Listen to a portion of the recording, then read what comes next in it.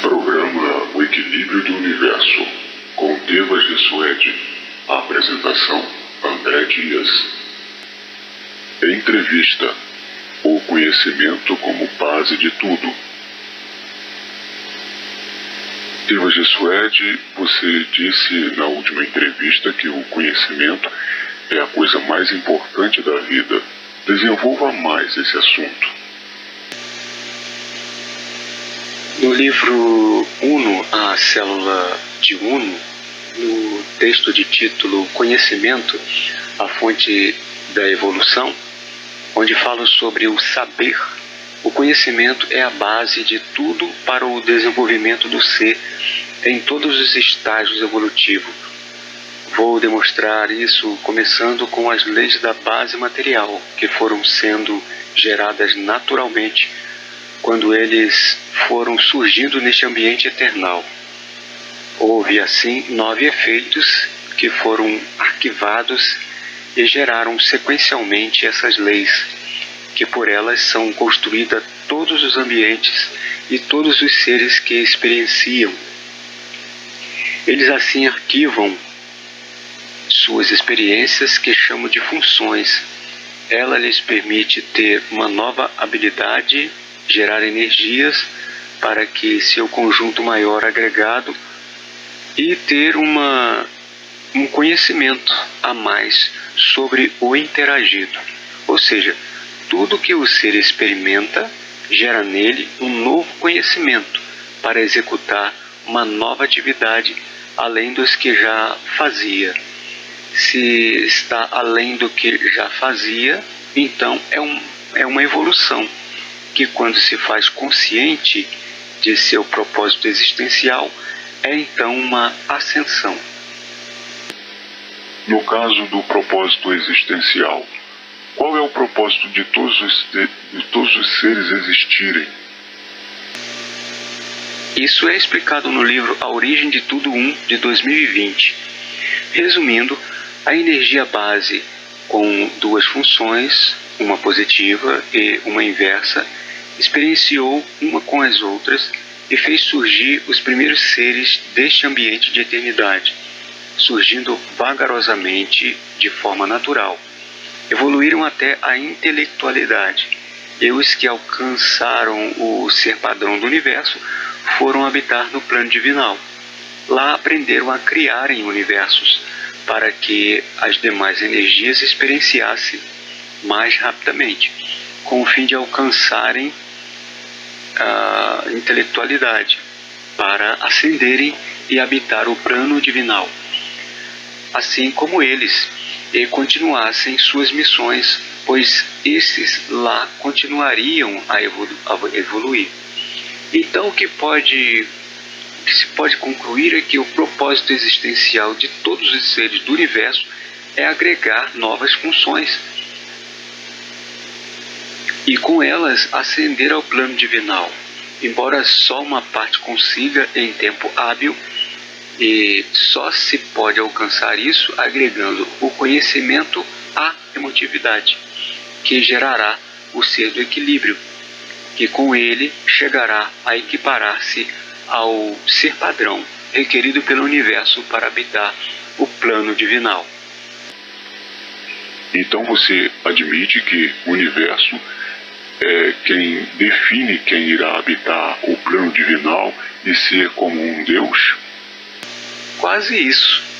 O universo tem as regras que foram estabelecidas pelas leis que foram geradas a partir das interações entre os primeiros seres que surgiram, ou seja, a energia, que são os seres. Suas experiências criaram tais leis e tudo que existe. Logo, quem define aquele que irá habitar o plano divinal é cada um, sendo cada um uma dessas energias, pois é ela quem escolhe segundo o que experienciou, que gerou em si seus próprios méritos. Logo, a energia cria suas leis, cria seu ambiente manifestativo, que é o universo, e por suas escolhas geram os méritos, que lhe permitirá ascender ao plano divinal. Voltando ao tema principal, de qual conhecimento estamos falando?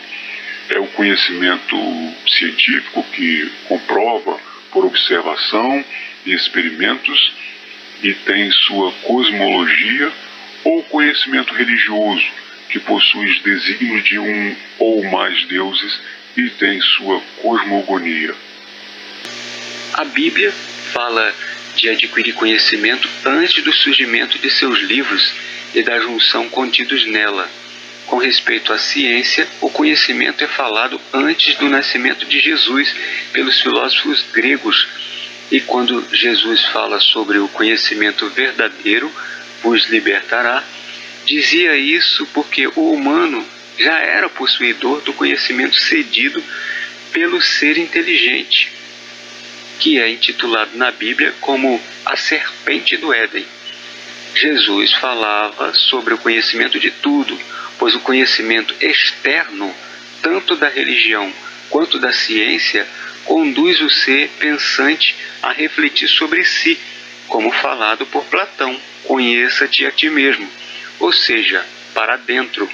O conhecimento de si mesmo, de dentro do ser, nos remete ao externo, ao universo, pois a formação do corpo humano é a mesma contida no universo, pois é gerada pelas mesmas leis criadas pelas evoluções dos seres ao experienciarem entre si, que os fizeram conhecer as coisas externas do micro ao macrocosmo.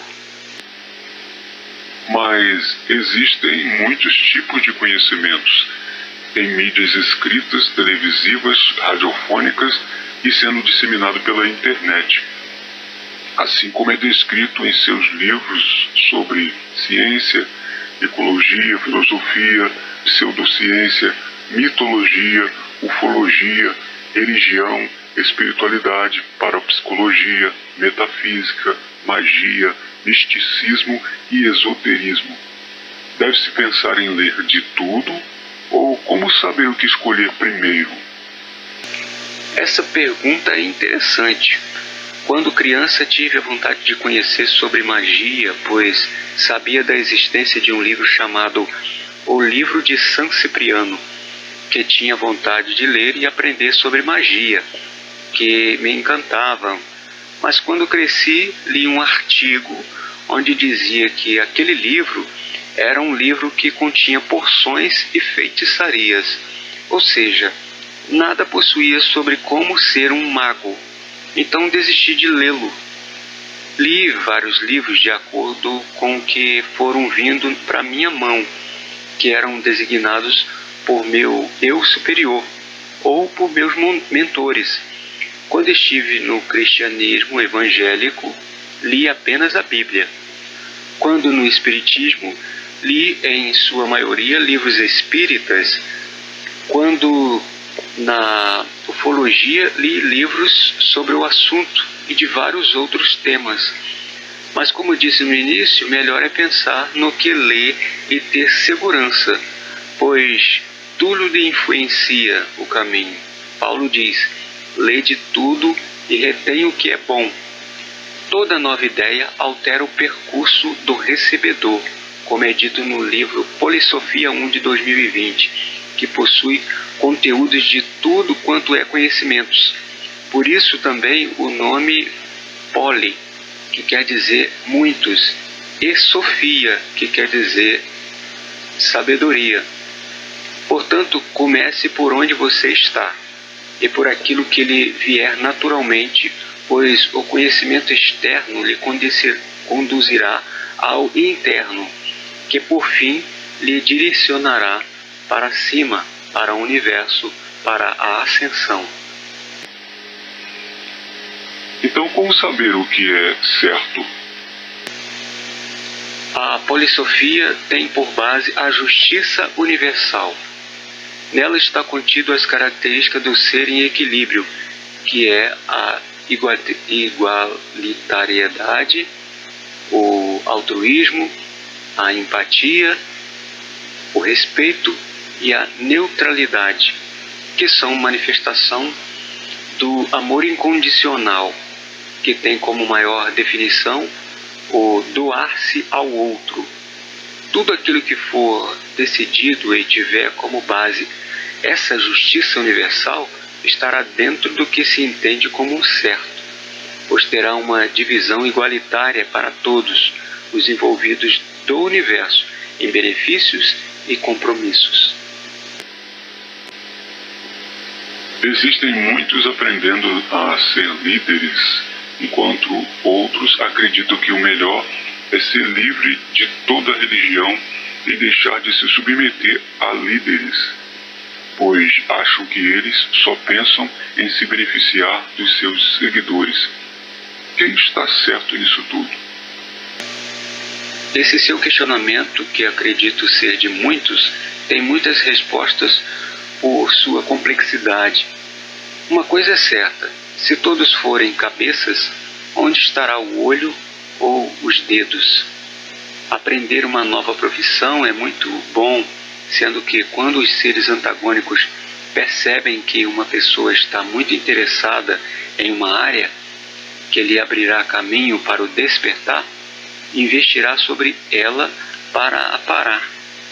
Mas, vendo sua insistência, promoverá a ela incentivos, aberturas para que tenha progresso, pois a criação de milhares de líderes faz com que surja vários grupos com pequenas distâncias em seus entendimentos, criando o que tenho dito nos meus livros, sendo essa uma técnica de competição bélica, onde se diz dividir para conquistar, pois dividir o povo em pequenos grupos, que pouco se entendem, os fazendo pensar que são livres para fazerem e serem o que quiserem, sendo independentes, dessa forma, forma um novo grupo ideológico. No entanto, é esta a forma a mais eficiente de se acabar com um grupo de cada vez, pois todos são pequenos. O certo se manifesta de acordo com o estágio de funções adquiridas por cada um. Quando eu estava numa religião, achava que aquela era a que possuía a verdade absoluta, pois coisa essa que os líderes poderiam hoje se escusar de admitir, mas era essa a ideia que passavam, embora tanto eu como os líderes nada professassem, mas era sutilmente propagada. Outro sim, toda religião é proveitosa, pois nela os seguidores podem passar pelo aprendizado, vindo depois a passarem por outras, com outros aprendizados. Ora, como saber o que é certo, pois em viver um grupo ou isolado, se submeter a um líder ou ser um líder de si mesmo? Uma coisa é certa: se duas pessoas desejarem viver juntas, uma irá liderar a outra, mesmo que seja um de cada vez, ou cada um seja líder em um setor, pois se o ser humano deseja viver em comunidade, como cada um terá uma responsabilidade. Então pense comigo: se alguém for responsável por um setor, seria ele líder, pelo menos de tal setor, por certo tempo, pois a cozinheira seria responsável pela comida, certo? Então, digamos, se houvesse 20 pessoas em uma ecovila com 20 setores de atividades, e cada um deles assumisse um setor de produtos e serviços para a sustentabilidade da ecovila, então cada um seria um líder de tal setor. Contudo, pense comigo, o mais correto é que houvesse uma gestão com 3 setores administrativos principais, acima dessas funções da comunidade, pois esses são líderes ou responsáveis por cada setor, mas que esses 3 setores seriam responsáveis pela comunidade como um todo, em relação às coisas internas e ao mundo externo. As 3 necessidades básicas do ser são a alimentação, a preservação e a proteção. E todas as atividades dentro dessa ecovila se dividiriam dentro dessas 3 áreas, sendo que uma delas seria dos que se responsabilizariam para responder perante a justiça ou pelos órgãos do país, que arrecadam os tributos, setores de compra e venda para a ecovila na nação em que elas estão inseridas. Então, para que ficasse mais correto, deveria haver uma hierarquia entre esses grupos, que eu proponho ser por méritos, mas mesmo que fosse por votação, que fossem temporárias suas gestões, que cada um dos 20 assumisse uma liderança por cada temporada, mas isento de líderes e de uma hierarquia de poder, haveriam muitos que iriam sobrepujar com a força ou com uma astúcia retórica. Então você se pergunta, como saber o certo? Bom, o seu próprio corpo demonstra isso, pois que nele há 10 bilhões de células dentro, vivendo, e que uma delas é o líder, que define o destino dessas 10 bilhões, você, o ser encarnado. E outra, há também uma hierarquia, pois na célula até o cérebro existem vários órgãos pequenos, médios e grandes, administrando setores com poucas, com médias e com muitas células. Sempre haverá líderes, enquanto estivermos unidos em um grupo, em um conjunto, em um corpo, em um planeta, em um universo, ou em um ambiente como um envoltório, que uns começaram primeiro suas experiências e possuem conhecimentos que passam para os mais novos, pois eles são feitos com a única matéria que existe, nós. E esses seres é que criaram as leis da matéria base de tudo. Então, os primeiros que surgiram para que eles evoluíssem, entenderam por experiências que um teria que primeiro requerer um benefício, enquanto um outro cede. Mas depois eles se equiparam, pois as leis da matéria base possuem uma justiça igualitária, equilibrada, que chama de justiça universal, que reservará um novo encontro para que esses dois alcancem a mesma condição. Eu sou Deva Jesuede, o que vive para sempre, equilíbrio e paz.